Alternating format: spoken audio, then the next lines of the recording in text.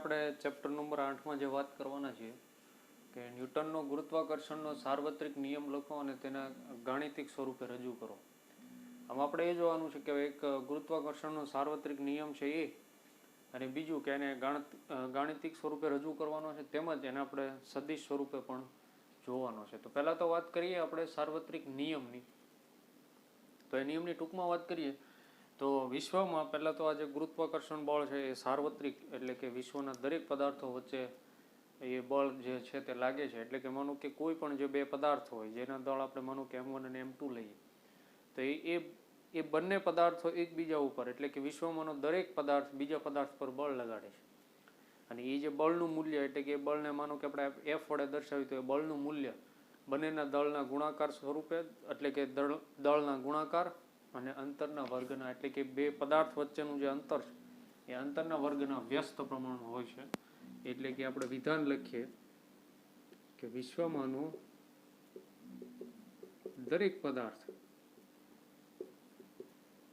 બીજા પદાર્થ પર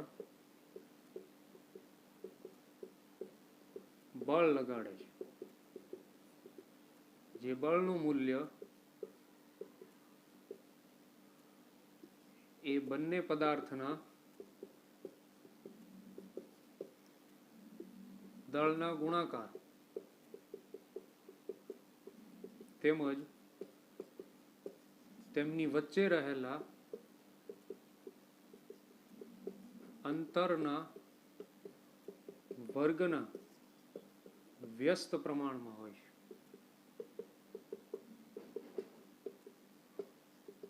આ જે વિધાન છે તે ન્યૂટનના ગુરુત્વાકર્ષણનો સાર્વત્રિક નિયમ. એ સાર્વત્રિક નિયમ એટલા માટે કહેવાય છે કે જે વિશ્વના દરેક પદાર્થો છે એ દરેક પદાર્થમાં અને બીજા પદાર્થ હોય એ બંને પદાર્થ વચ્ચે આ બળ હંમેશા પ્રવર્તતું હોય છે. અને એ બળનું મૂલ્ય એ બંનેના દળના ગુણાકાર તેમજ તેમની વચ્ચેના રહેલા અંતરના વર્ગના વ્યસ્ત પ્રમાણમાં હોય છે. હવે જો એક આપણે આકૃતિ દ્વારા સમજીએ તો માનો કે આ કોઈ એ પદાર્થ છે જેનું દળ M1 છે. બીજો કોઈ પદાર્થ આપણે B લઈ લઈએ જેનું દળ M2 છે. અને બંને વચ્ચેનું જે અંતર છે, કેન્દ્રથી જોડતી રેખા વચ્ચેનું અંતર, એ માનો કે R જેટલું છે. તો માનો કે જે M1 છે M2 પર બળ લગાડે, એટલે કે એ B પર બળ લગાડે, એ પણ બળની દિશા આ તરફ, અને B છે તે એ પણ બળ લગાડે એટલે એ બળની પણ દિશા આ તરફ. એટલે એના ઉપરથી આપણે કહી શકીએ કે અહીં જે બંને વચ્ચેનું અંતર છે તે R, એ પદાર્થનું દળ છે તે M1, B પદાર્થનું દળ છે તે M2, એ બંને જે બળ લગાડે છે તે બંનેની દિશા જે છે, એટલે એક આ તરફ એક આ તરફ, બંને બળ છે તે સમાન મૂલ્યના, અને પરસ્પર જે એની દિશા છે તે કેવી છે, વિરુદ્ધ. લાગવાની જે દિશા, એટલે કે જે બંને વચ્ચે બળ લાગવાની દિશા છે તે વિરુદ્ધ છે. તો આપણે એ નિયમને, આજે આપણે નિયમ લખ્યો એ આપણે ગાણિતિક સ્વરૂપે દર્શાવીએ તો ગુરુત્વાકર્ષણ બળ F એ બંને પદાર્થના દળનો ગુણાકાર, એટલે M1 M2 તેમની વચ્ચેના અંતરનો વર્ગ, એટલે R² ના સમપ્રમાણમાં હોય. વર્ગના વ્યસ્ત પ્રમાણમાં બળ જે, એટલે કે આપણે અહીંયા કીધું કે બંને પદાર્થના દળના ગુણાકારના સમપ્રમાણમાં, અહીંયા એક વસ્તુ ઉમેરશું, ગુણાકારના સમપ્રમાણમાં તેમજ તેમની વચ્ચેના અંતરના વર્ગના વ્યસ્ત પ્રમાણમાં. હવે સમપ્રમાણતાની નિશાની દૂર કરીએ તો જે બળનું મૂલ્ય F is equal to G M1 M2 upon R², જ્યાં આપણે G ને ગુરુત્વાકર્ષણ બળનો સાર્વત્રિક અચળાંક કહેશું. સાર્વત્રિક અચળાંક એટલા માટે કહેવાય છે કે કોઈ પણ સ્થળે જે G નું મૂલ્ય છે એ અચળ રહે છે, એટલે કે સાર્વત્રિક અચળાંક થયો. અને G નું મૂલ્ય છે તે 6.67 × 10⁻11, જે આ G નું મૂલ્ય newton metre square upon kilogram square. આ જે છે તે G નું એકમ છે newton metre square upon kilogram square. G જે આપણે અહીંયા અચળાંક લીધો, એટલે કે ગુરુત્વાકર્ષીય અચળાંક, તેવું ગુરુત્વાકર્ષીય અચળાંકનું મૂલ્ય 6.67 × 10⁻11 newton metre square upon kilogram square. તો આ વાત થઈ જે ન્યૂટનના ગુરુત્વાકર્ષણનો સાર્વત્રિક નિયમ છે તે, અને આપણે એને ગાણિતિક સ્વરૂપે રજૂ કર્યો F=G m1m2/r². હવે જે બીજું આ ન્યૂટનનો જે ગુરુત્વાકર્ષણનો જે નિયમ છે એ આપણે ગાણિતિક રીતના તો જોઈએ, પણ હવે આપણે સદિશ સ્વરૂપે જોઈએ.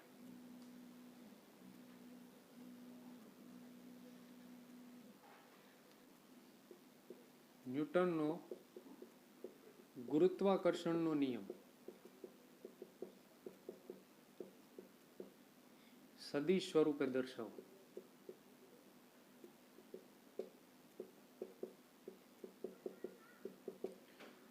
તો આજે ન્યૂટનના ગુરુત્વાકર્ષણનો નિયમ આપણે સદિશ સ્વરૂપે સમજતા પહેલા એક વાત આપણે એ ધ્યાનમાં લેશું કે જે વિધાન છે તો એ જ રહેશે કે જે વિશ્વમાંના દરેક પદાર્થ વચ્ચે જે લાગતું પરસ્પર બળ છે તે બંનેના દ્રવ્યમાનના ગુણાકારના સમપ્રમાણમાં તેમજ અંતરના વર્ગના વ્યસ્ત પ્રમાણમાં હોય છે. એ તો એ જ વિધાન રહેશે, પણ સદિશ સ્વરૂપે આપણે જો લઈએ તો અક્ષિસ એટલે કે અક્ષ ઉપર લઈએ તો ઉદ્ગમ બિંદુ O છે. તો ઉદ્ગમ બિંદુ O ને અનુલક્ષીને માનો કે કોઈ અહીં એક m1 દળનો પદાર્થ છે.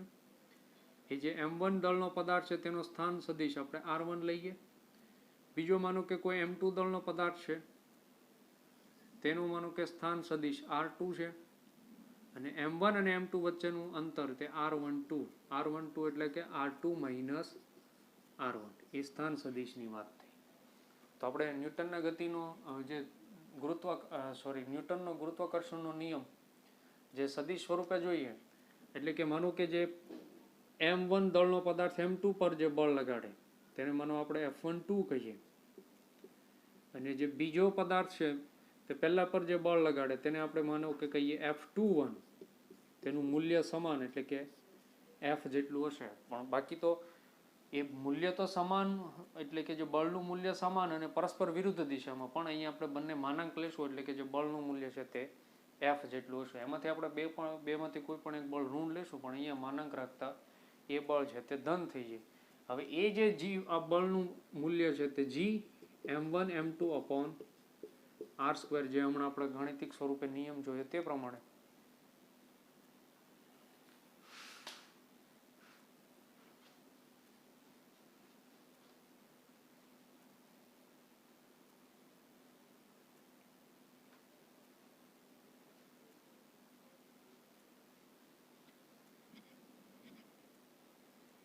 જે આપણે બીજું જોયું એ પ્રમાણે કે G એ ગુરુત્વાકર્ષી અચળાંક છે, જ્યારે m1 m2 એ આ બંને પદાર્થના જે દળ છે અને r છે તે બંને પદાર્થ વચ્ચેનું અંતર એટલે કે અહીંયા જે છે તે r12. તો હવે એ પ્રમાણે આપણે જોઈએ તો r12 સદિશ r12 r12 એ માનાંકમાં આવશે r12 કેપ, એટલે કે એકમ સદિશ જે r12 નું મૂલ્ય છે તે r12 કેપ r12 સદિશ r12 માનાંકમાં સદિશ r12 એ શું આપે? સ્થાન સદિશ, જે એક અને પદાર્થ 1 અને 2 વચ્ચેનું અંતર, જ્યાં r12 r2 minus r1 r12 cap.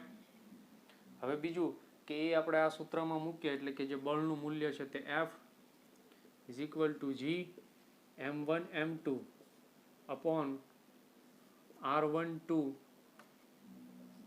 Square into r12 cap એટલે કે r12 સ્ક્વેર એ શું આપે કે જે m1 અને m2 દળના પદાર્થ છે તેમની વચ્ચેનું અંતર.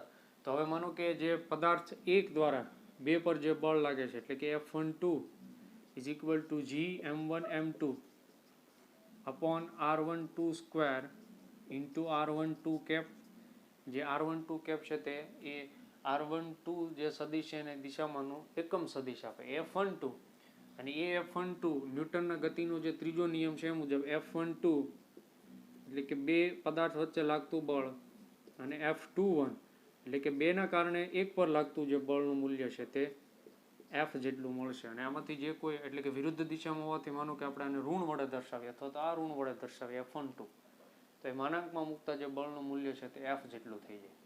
એટલે એની એ વાત જો આપણે આકૃતિ દ્વારા સમજીએ અહીંયા તો M1 દળના પદાર્થના કારણે જે M2 પર જે લાગતું બળ છે તેને માનો કે F12 લઈએ, એની દિશા આ તરફ છે. જે M2 દળનો પદાર્થ છે તેના કારણે M1 પર લાગતું બળ તે આપણે F21 લઈ લઈએ, એની દિશા માનો કે આ છે. એટલે કે બંનેનું જે મૂલ્ય છે, એટલે કે F12 is equal to F21, સમાન મૂલ્યના એ બળનું મૂલ્ય F જેટલું, અને પરસ્પર વિરુદ્ધ દિશામાં, એટલે કોઈ પણ તમે એકની દિશા ઋણ લો તો એને માનાંકમાં મૂકો એટલે કે એ બળનું મૂલ્ય કેવું થઈ જાય? ધન. તો આ વાત થઈ ગઈ આપણે ન્યૂટનના ગુરુત્વાકર્ષણનો નિયમ છે આપણે સદિશ સ્વરૂપે જોયો. એટલે કે જે બળની જે દિશા લાગે છે એ દિશા સહિત આપણે જે બળનું મૂલ્ય છે તે F12 અને F21નું મૂલ્ય એ F જેટલું થાય પરિણામી, એ આપણે જોયું આ ન્યૂટનના ગુરુત્વાકર્ષણનો નિયમ સદિશ સ્વરૂપે.